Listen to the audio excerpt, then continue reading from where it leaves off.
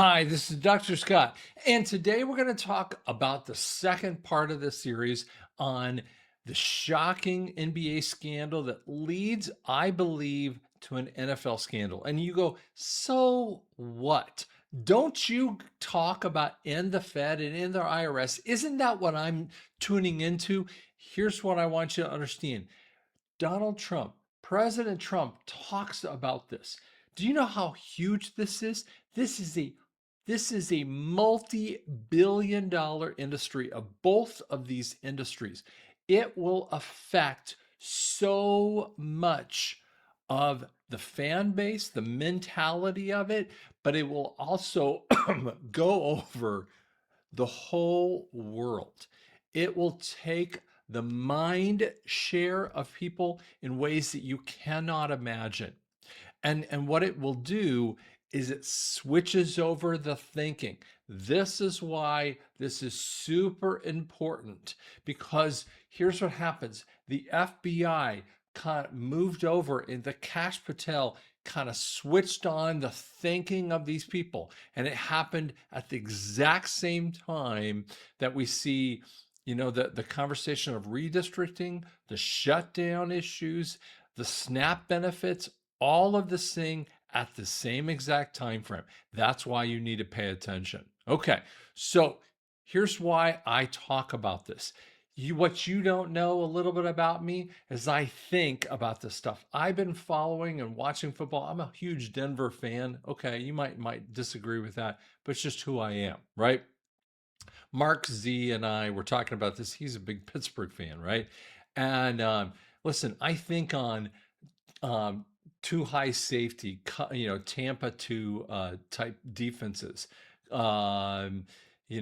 cover 2, those kinds of mesh concepts, all those kinds of things. Those are the things that I think on when I think on the NFL, and I think on that kind of stuff all the time. So I want you to realize that's just something that's in the back of my head when I kind of think on the world. That gets me out of my weird thinking on in the Fed, in the IRS, all this other stuff that you have known me for. Okay, so let's go over and recap where we were with the NBA and show how it actually, this better stuff actually is going to flow over into the NFL. Okay, so here's some of the rigged. information. Billups, according to this indictment, was what they called a face card.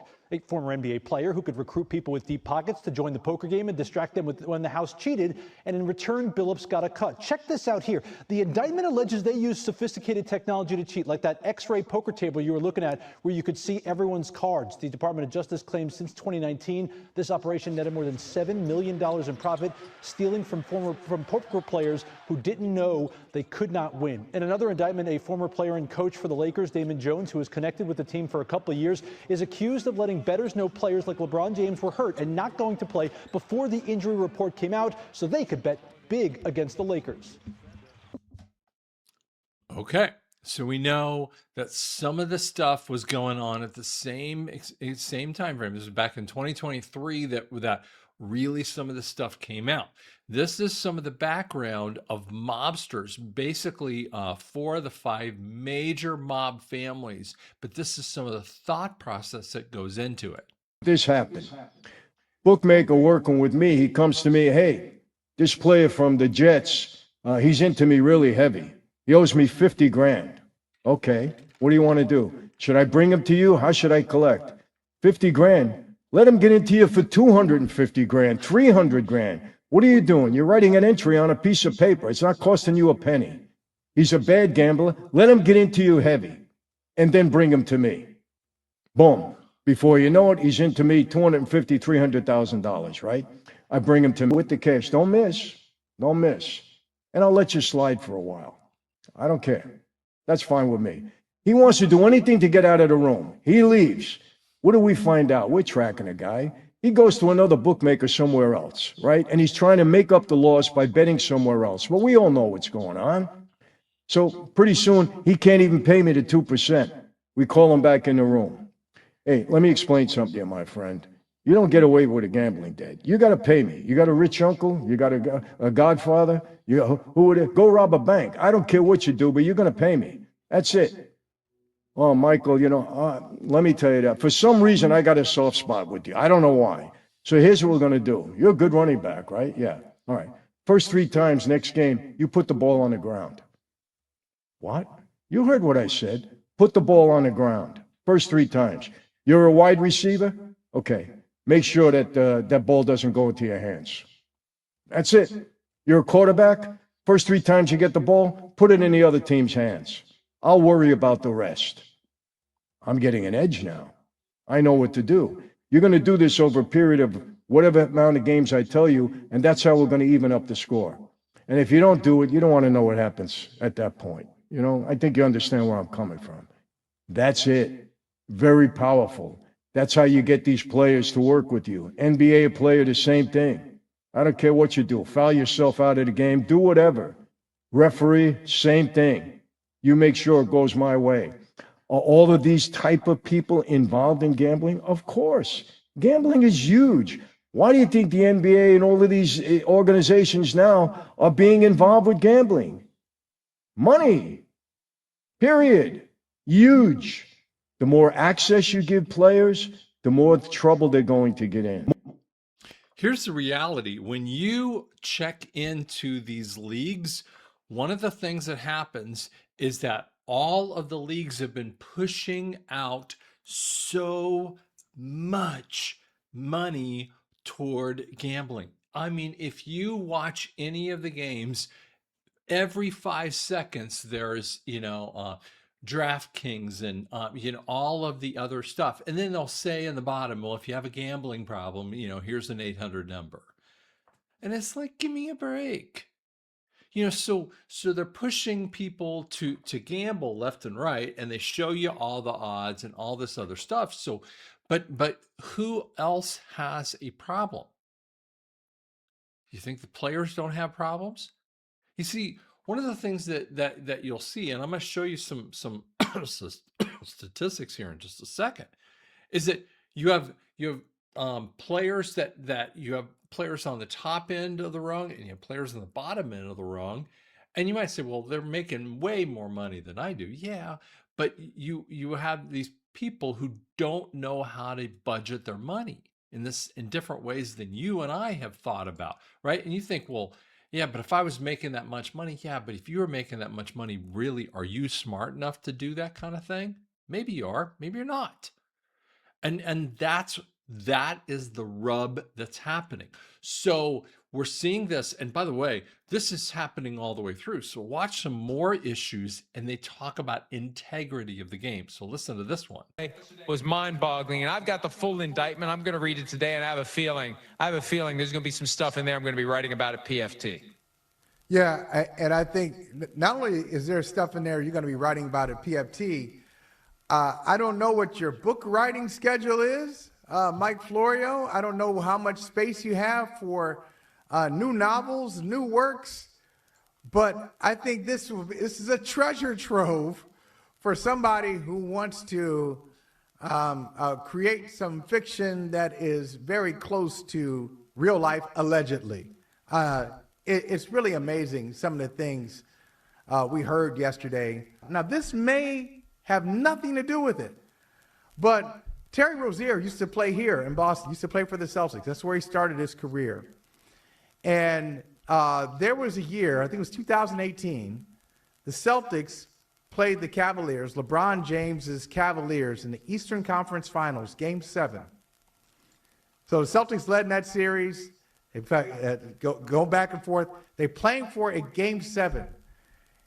And there's one player on from both sides who had a miserable shooting night. I mean, almost like, oh, that's so bad. Like, you really might have to be trying to be that bad. It was Terry Rozier. It was 2 for 14 in that game, 0 for 10. 0 for 10, Mike Florio, from three-point range. Wow. 0 for 10. I don't know. It may have just been an off night. But when these things, this is what happens. Normal incidents of the game become fuel for speculation as it relates to Terry Rozier, and that's the thing the NFL needs to worry about. And I continue to believe they are not as worried as they should be about inside information being misused in the way that it was misused for the NBA. I'd be terrified. Excuse me. I'd be terrified if I'm the commissioner of any professional sports league, or let's take it further. College football. If I'm the commissioner of the SEC, the Big Ten, I'm worried. I'm terrified because as you said, Mike, there's so many people now with information that is lucrative to those with bad intentions, with those who don't really care about the integrity of the game. Right. Now listen to this one here. This is just from week 8 of the NFL 2025 season. Just basically a week ago from what time you guys are watching. This is last week. And I mean, everyone is talking about mostly last week. It is really disgusting. This game here, this is a fumble, and they're talking about over and over again. The refs got together. Now the officials are on the slant. First down, and then the ball came loose. So in this game here, you've got a fumble that gets, and I have to mute it here. Now the officials will. So in this game here, you've got a fumble it happens, and I got to mute because of they'll dead. Nope. So there's a pass play. For real, the video of the call being made is suddenly nowhere to be found anymore. But here's what the referee said about why the touchdown was taken away. Quote, there was a whistle blown after the defense recovered the ball, referee Ron Tolbert said after review. It will be the defense's ball at the spot of the recovery, first down. Yeah, so Fox replayed the entire sequence with only the field mics. Listen closely. Tell me if you hear a whistle.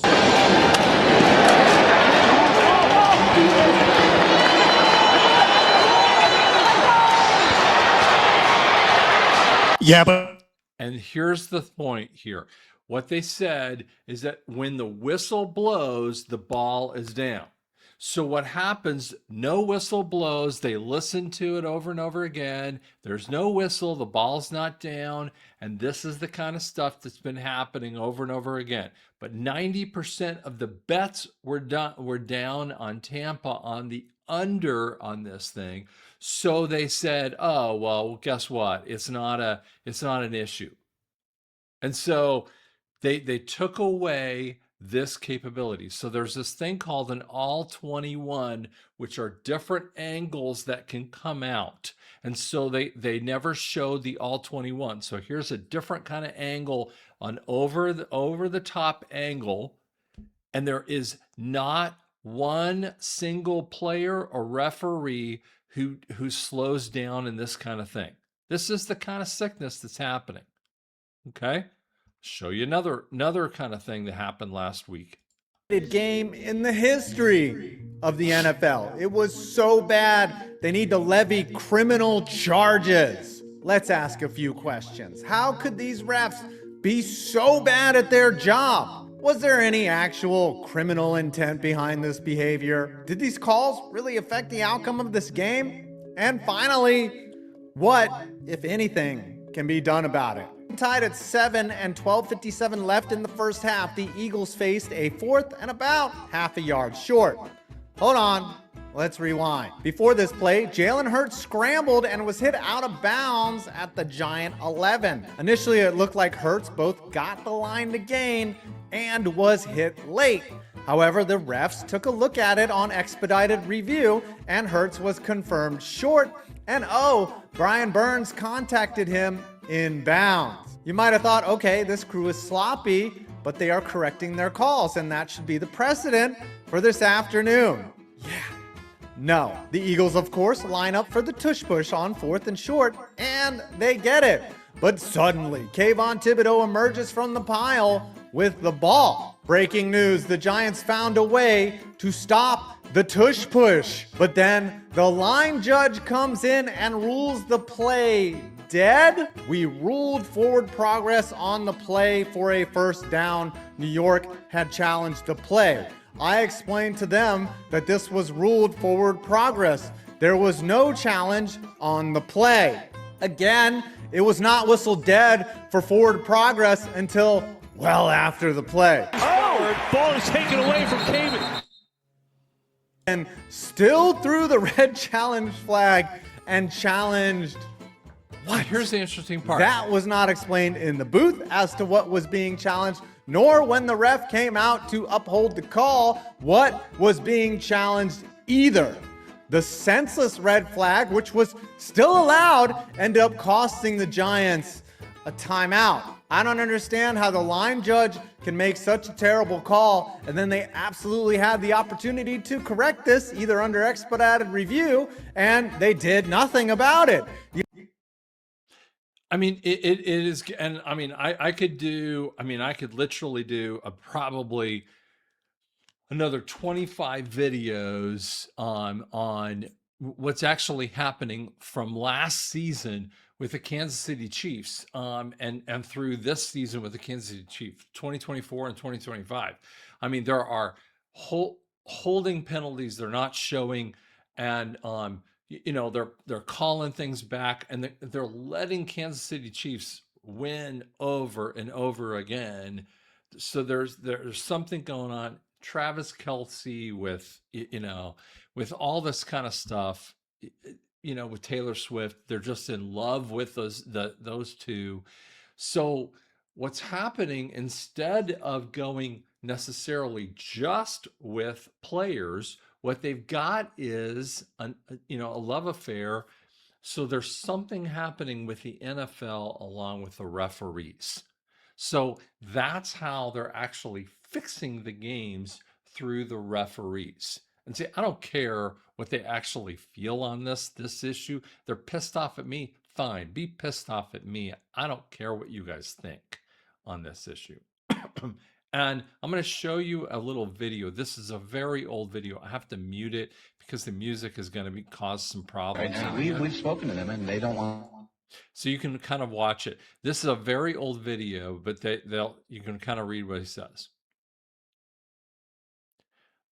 There are major charges, jotted down just a few of them. You're saying that there's virtually every team owner gambles football games.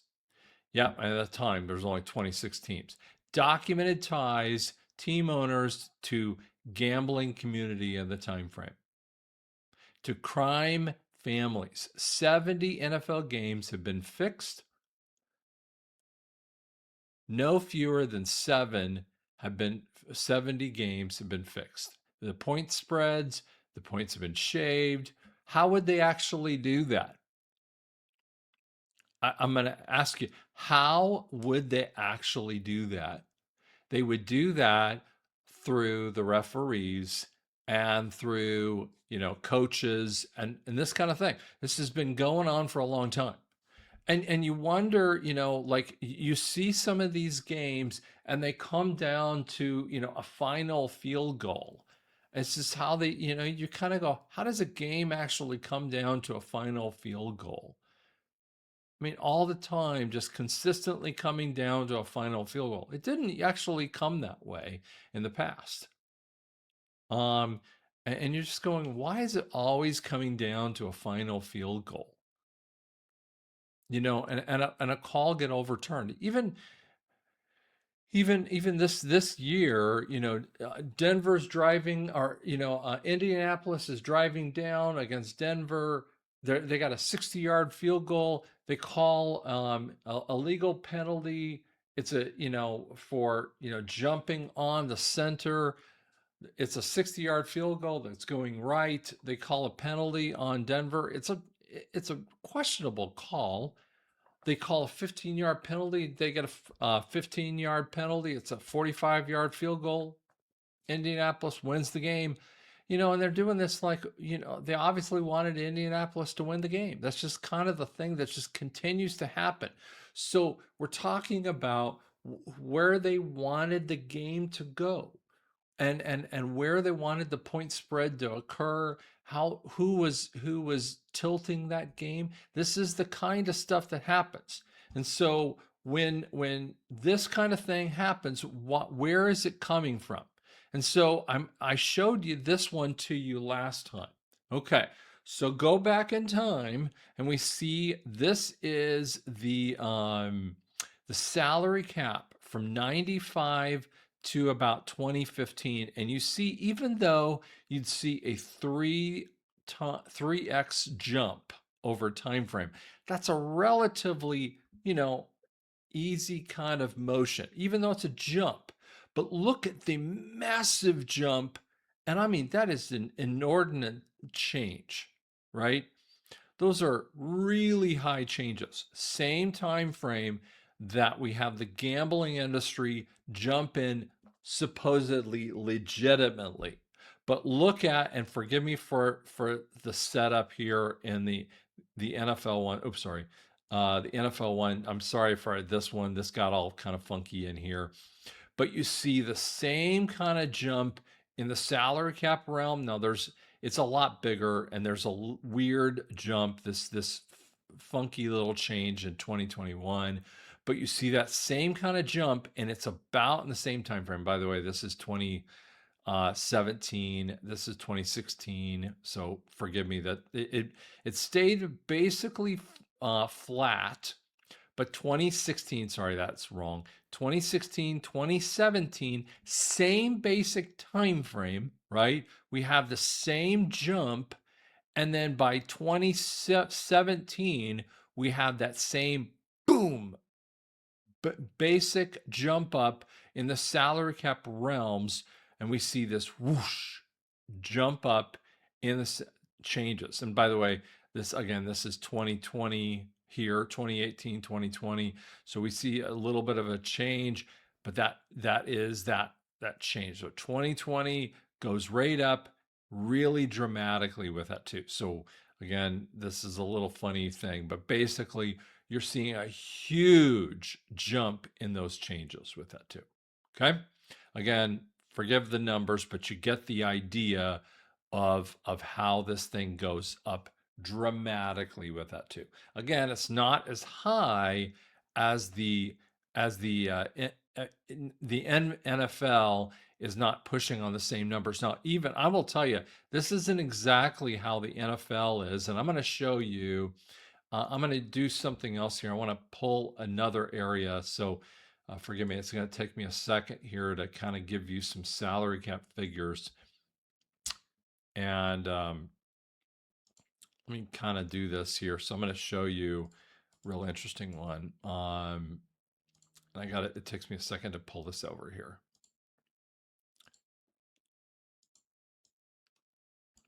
This is a really interesting area.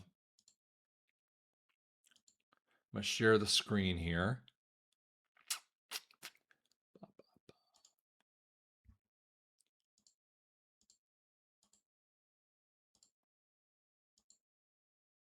There we go.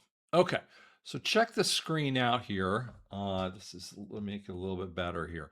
This is actually the salary. It's called salary swish. Okay, so this is just the Denver Nuggets here. You can see the salary cap hit of a particular thing, and it talks about luxury cap.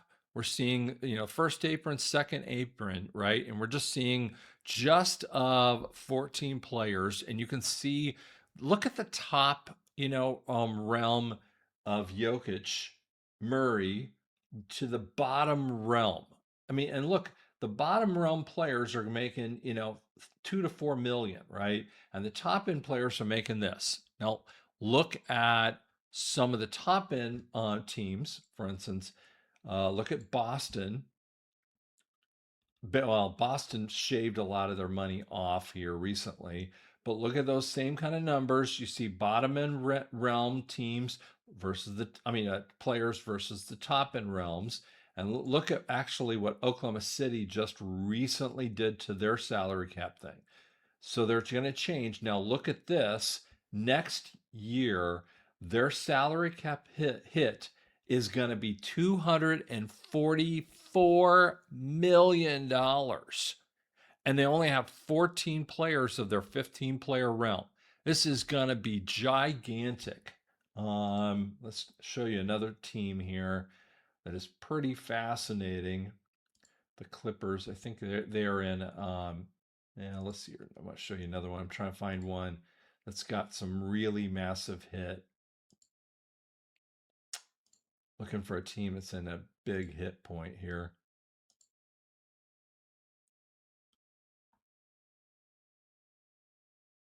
Trying to find one that's got a massive hit. There you go. There's 207 million at this point.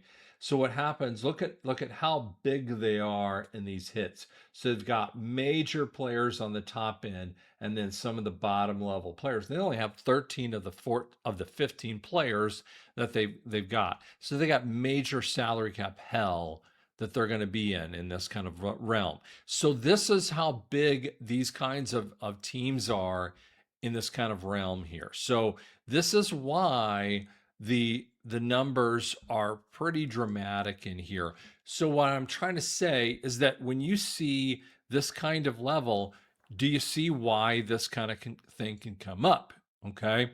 So why did Trump talk about this? Why is Trump, getting into this? So he's saying NBA players cheating at cards, probably at much else.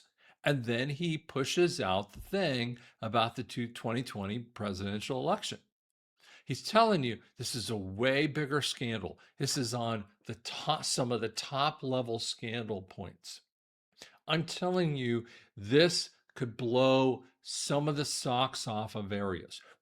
Today, this is Halloween. You guys are going to see this on Monday, the 1st, 2nd, 3rd, the 3rd, and you guys are going to be so startled. You're going to see some startling things that are going on in the world. Guys, be prepared for some of the things that are going to happen in the NFL and NBA. People who have not wanted to focus on things of the world and just wanted to focus on their sports. This is going to mess some people up. But you know what? You need to focus on some of these areas because they needed to be awakened to this.